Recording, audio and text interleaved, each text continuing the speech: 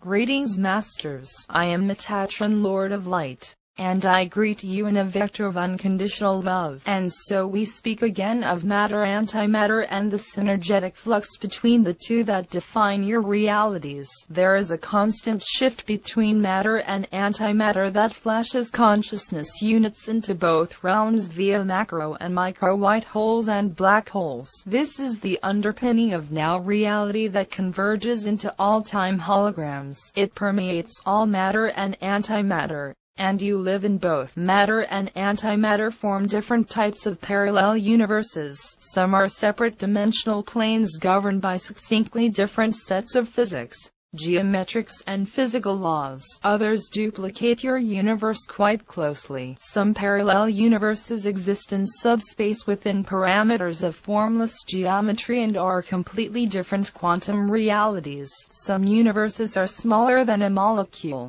such as the paradox of spatial enigma. Physical universes such as yours are the exception, not the rule. Indeed, there are highly evolved beings in the cosmos that are quite unaware that realms of physical universes even exist. Indeed, there are distant components of your own beingness, quite unaware of your physical self. The visible physical matter that is understood within your current limited level of technology actually makes up less than 4% of the multiverse. Approximately 20% of your universe is composed of what is called dark or invisible matter. The remaining 76-80% is antimatter, that you refer to as the crystalline light body, or Merkana, interfaces within and without all three. Indeed, you journey within dark matter and antimatter every night in what you term the lucid dream state, in an etheric state of ultraviolet, within etheric bioplasmic energy bodies. Most of you have little recall of what occurs in these nightly sojourns. However, this information is accessible for those of you prepared to achieve the Merkanic level of consciousness in the tri-level Merkavik system of crystalline light bodies. The polarity Merkaba is obsolete. But let us be clear. Concerted effort is required to develop cognizance into this crystalline light body system. The old polarity Merkaba will not serve in this capacity. You see, the electromagnetic polarity grid is collapsing as the crystalline grid comes into full energy. In kind, the human aura tied to the electromagnetic grid cannot and will not hold the higher frequencies of the unified field of quantum crystalline energy. The crystalline age is upon you, and duality systems are quite obsolete within this upshift. As such, both your physical bodies and your auric systems are demanding great and greater focus as the Earth approaches this superdimensional graduation. Indeed, the increasing frequencies of the planet are requiring mankind's transition to the tri-level Merkavik modality of crystalline multidimensional light body auric function. Much of humanity has yet to recognize that the old auric system is unable to carry the increasing crystallite energy of the planet. As a result, a form of pressure differential is occurring that results in auric stress overload. Fissuring occurs and auric bleeding and short circuitry can develop. We have referred to these actualities as ascension maladies, unrecognized.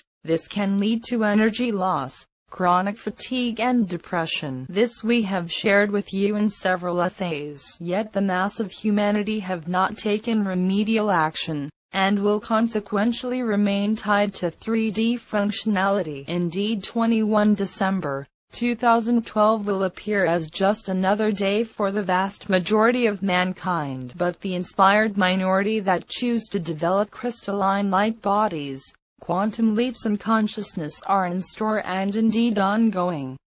Crystallization upshift of RNA.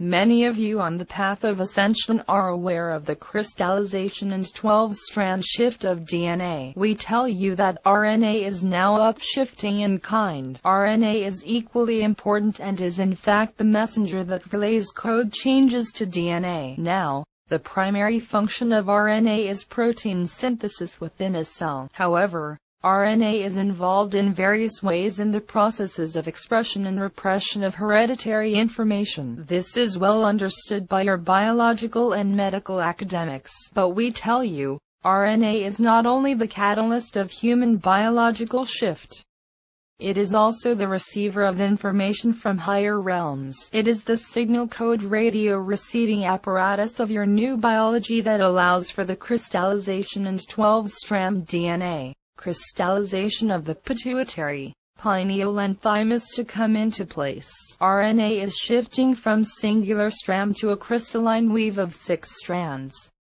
Upshift to 6-strand crystal-RNA. Whilst your physical matter bodies are now moving into 12-strand DNA and 6-strand RNA, your Americanic crystal-light bodies are shifting to 144 and 72 respectively in an algorithm system of crystallization into multidimensional bioplasma consciousness in both matter and antimatter composites. The multidimensionality of quantum consciousness becomes both requisite and available to the seekers in humanity that shift into Americana. RNA receives multidimensional codes. The crystallization and upshift of RNA is tantamount in this process because it communicates in multiple time dimensions and receives information through its crystalline linear chain mechanism. That is how RNA molecules assemble the physical matter proteins in the ribosome in order to receive the codes of upshift. Indeed, the RNA receives communication that is constantly being fed to the back brain, the God mind, from what you would term as angelic, extraterrestrial and divine oversoul consciousness. Most of these are within antimatter, and all of these work in bioplasmic crystalline Americana systems. RNA receives concise information codes that act as catalytic evolumental enzymes for new prototypes for the upshifting of the carbon-based physical body. Those referred to as the crystal children or Maruvians are incarnating with these bioetheric shifts readily intact. Indeed, there are myriad changes in the DNA and RNA of the new humans. These transitions are available to those of you of the Pathfinders, who are indeed seekers on the avenue of enlightenment, but assembly is required. Antimatter and matter of fact, the fourth and first state.